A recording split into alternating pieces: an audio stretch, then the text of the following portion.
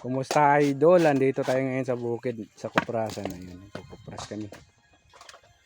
Ito yung proseso ng pagkukupras idol, oh.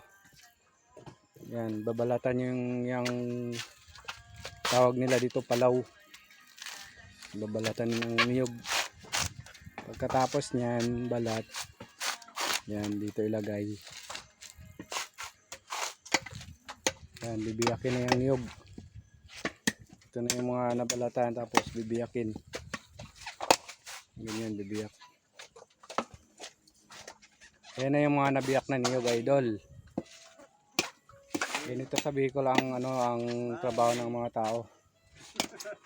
Yan. Ayan, taga-biyak namin ang pinakamagaling magbiyak ng ng niyog dito.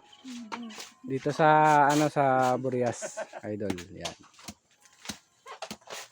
Ganyan ang proseso dito. Maproseso kasi ang ang pagbiyak ng ng niyog.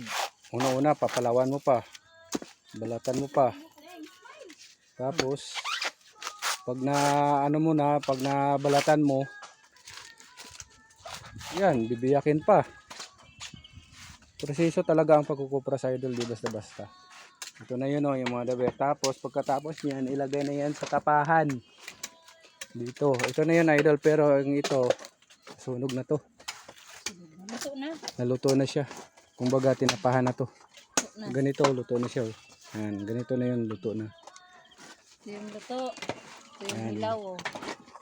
Pero ang pagproseso niyan, tinilaob talaga yung hilaw. Yung ganyan, oh. Yan. Hilaw na niyog. Tapos ilagay yan dito. Ilagay yan dito, tutilaob. Isalansan. Tapos dito sa ilalim nito, yan ganyan, oh. Yan dito susunugin yan idol. Dito magkakaroon ng yung mga niyan, mga niyog, mga bunot ng niyog, oh.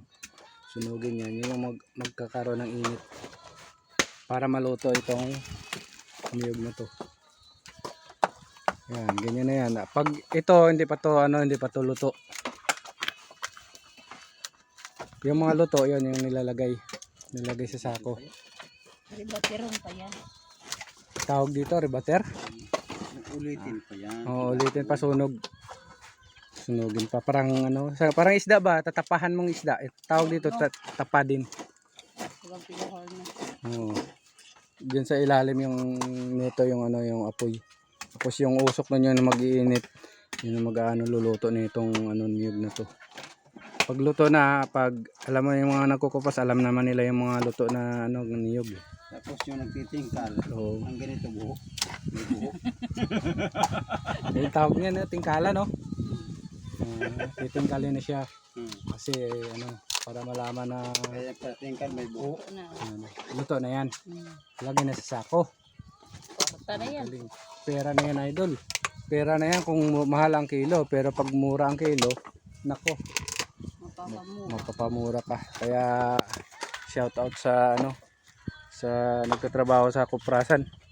Magproseso ang kupras. Pero itong idol, yung bagol, yan, ginagawang uling yan idol.